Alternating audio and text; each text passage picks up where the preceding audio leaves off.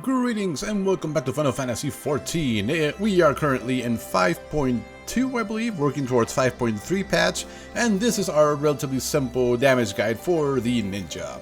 Now, I heard rumors before I came back that the ninja had gone through some pretty big changes at the beginning of Shadowbringers, and then they were either reworked or they were worked again, and basically what I feel about the ninja right now is that it is very similar to how it was in Stormblood. So let me explain. So back in Stormblood, our damage was based on the rotation on doing as much damage as possible during the trick attack window. And right now in Shadowbringers, it is essentially the exact same thing. The only difference now is that we have a few more tools at our disposal that can, if you time everything precisely and don't miss a beat and don't have to move at all during a boss fight, which is very unlikely, you can do a good amount of damage within those 15 seconds. But because it requires you to not move during a significant amount of time, because of the amount of concentration that you need in order to pull this off, it is very not recommended for you to try to pull this off every single time.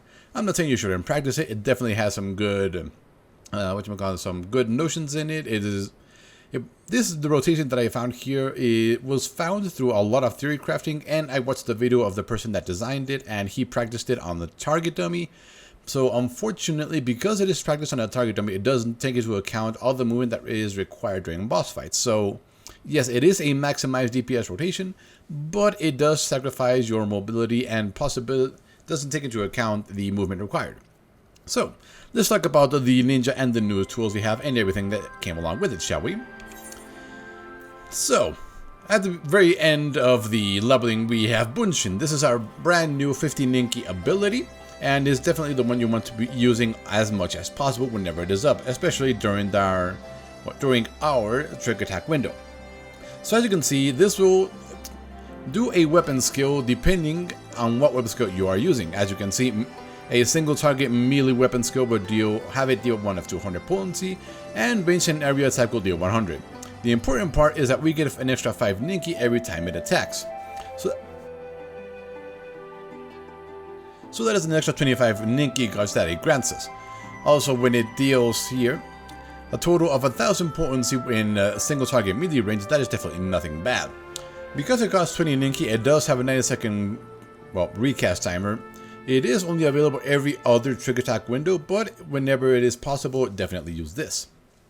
Then we've got our no ninjutsu, Goka Miyakyaku, and Hyosho Ranryu. Now, as you can see, the Hyosho Ranryu here deals a boatload of damage of 1200 base, but if you read down there, as you can see, can only be executed while under the effect of Kasatsu. And if we recall, Kasatsu increases the damage for the next ninjutsu action by 30%. Now, this was changed in Stormblood. This made it so that the next ninjutsu would be a guaranteed critical. But because of the increasing amount of damage that we are doing, because of the scaling of stats and damage and all that stuff, this had to be nerfed down to 30%.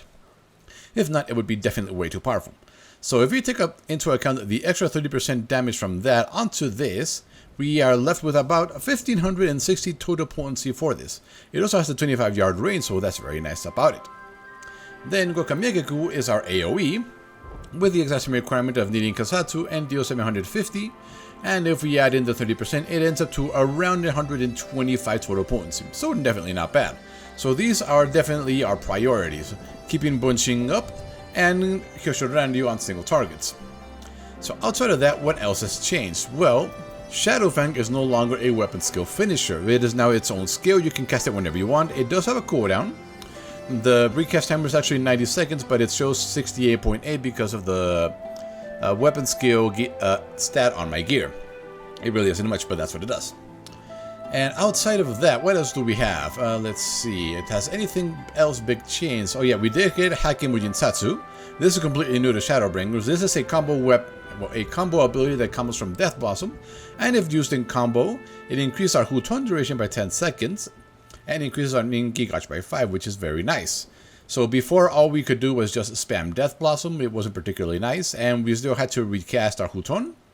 But now that we have this, if the pool is an AoE pool, this is definitely the way to go. Now, speaking of AoE, from what I've seen from every single class in this game, the magic number for you to start doing an AoE rotation is 3 mobs or more. So if there are only 2 monsters left, switch to a single target rotation. If there are 3 or more, switch to AoE. Now, let's talk about a quick discussion of Doton versus Katon in AoE pools. Now, this is going to be entirely dependent on what you're fighting and if your tank is capable of keeping them within the Doton area. That's because Doton, for the 24 seconds, will deal a total of 800 potency. And Katon only has a 500 potency, so the more people and the more things that stay in it for the entire duration, the more damage it'll do and the better off will be. So the optimal rotation would be cast a Doton, then a Kasatsu, so you can do Go Kamikaku, and then 2 more Katons. And that would be your AoE pool, and then switch the spam mean Death Blossom into Hakemujin Satsu, and repeat. That is our AoE rotation for 3 or more pools. For single target rotation, that's where we are going to talk about, the rotation that I found online. Now, as I mentioned earlier, this rotation that I am showing you now was theory crafted and perfected on a target dummy. Let's say if you see at the very beginning, if you see right there, you will see that after casting Kuton, he casts Doton. This is completely useless against a boss or a raid, because in order for the boss to get hit by it, you have to be very close, and by that time you are in combat and you can no longer hide. For those of you that don't know, hide resets the, as you can see, restores 2 charges to all Mudra, but cannot be done in combat. So, what does this mean for us? Well, actually, hold on a second, I'm missing some sound. Ambient sounds, there we go. It was a little too quiet. So what does this combo actually do? Well, this maximum... So let's take a look. So after casting our Huton and refreshing it with Hide, then we cast Suiton. And as we know, Suiton grants us a buff that lets us use anything that requires to be hidden for 20 seconds, although it is consumed upon the action. So this means that we have 20 seconds to prepare what we want to do before we actually use the trick attack, which requires stealth, which is what we're doing. So then after the Suiton, we cast Kasatsu because it has a 15-second timer, so plenty of time to keep preparing. And then we are going to need some Ninki in order to use our Bunshin. So, what's this one called?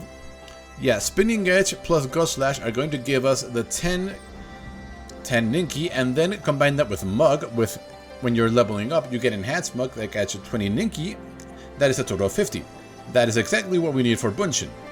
And then we're going to finish off with Aeolian Slash, there we go, which instead of 10 is going to give us 15, because remember, Bunshin gives us 5 extra Ninki every time we use that weapon skill.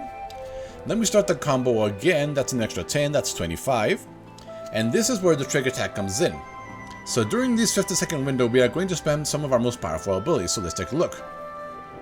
Now, after you cast the, what was it called, Spinning Edge? Yeah, after we cast Spinning Edge, we need to wait out that 2.5 second global cooldown timer, just so that everything is just right.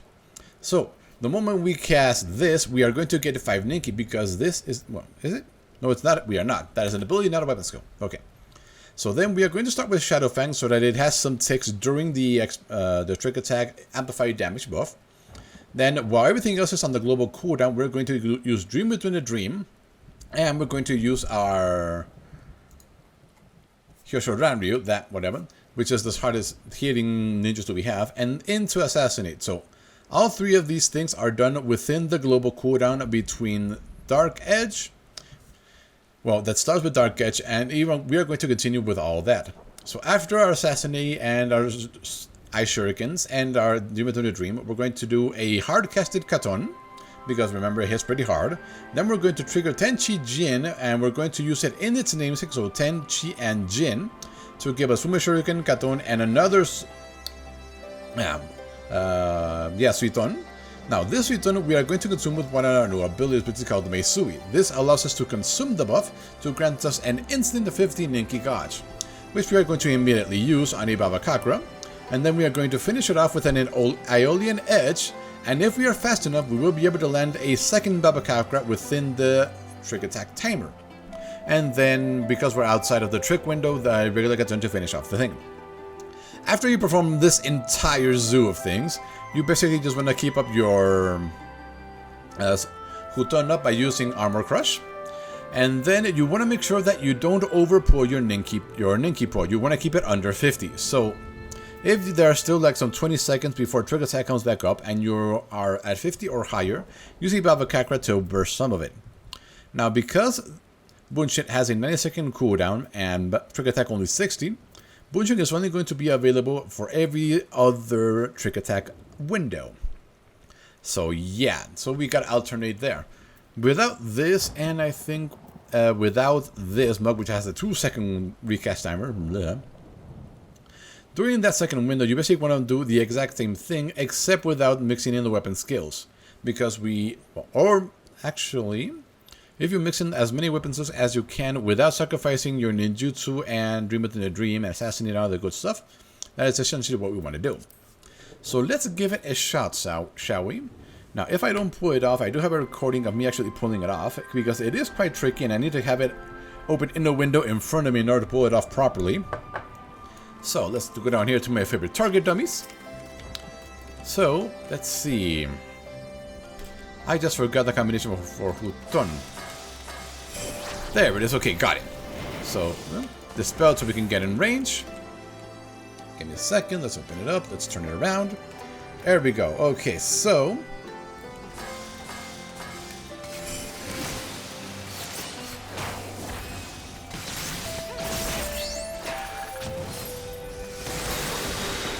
start off again, and here comes, and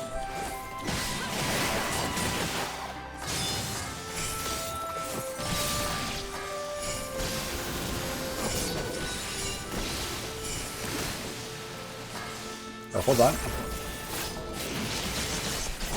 and there, I missed it.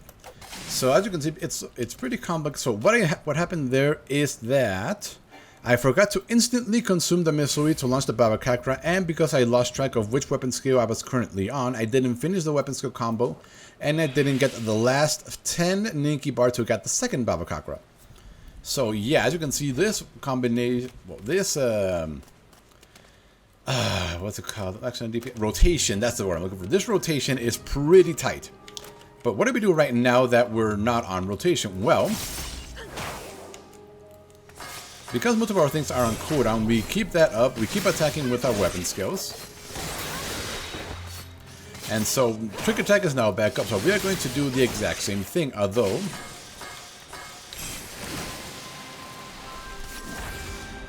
so let's get some more, and there we go.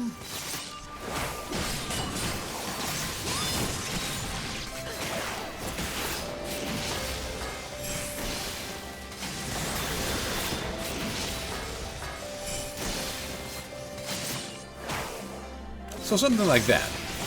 So yeah, it's basically a very high damage window when we open up and every other one.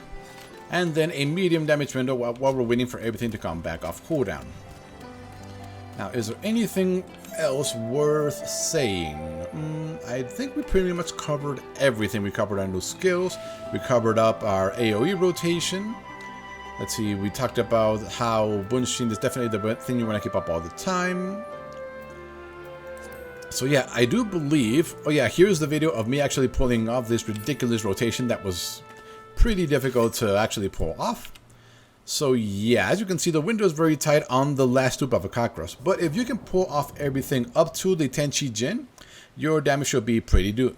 If you're having trouble finishing off with the Baba Kakras, make sure you're finishing off with an Aeolian Edge. Remember, Aeolian Edge hits pretty hard. And we are starting combat, aren't we? There we go. Come on. Exit combat. There we go. So yeah, the ninja. It really hasn't changed that much since Stormblood, and I'm kind of thankful for it. It actually works quite well.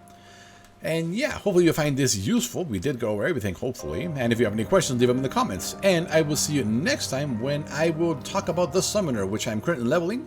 And the Summoner is actually pretty simple because it embodies the spam all the things meme here. So anyway, later.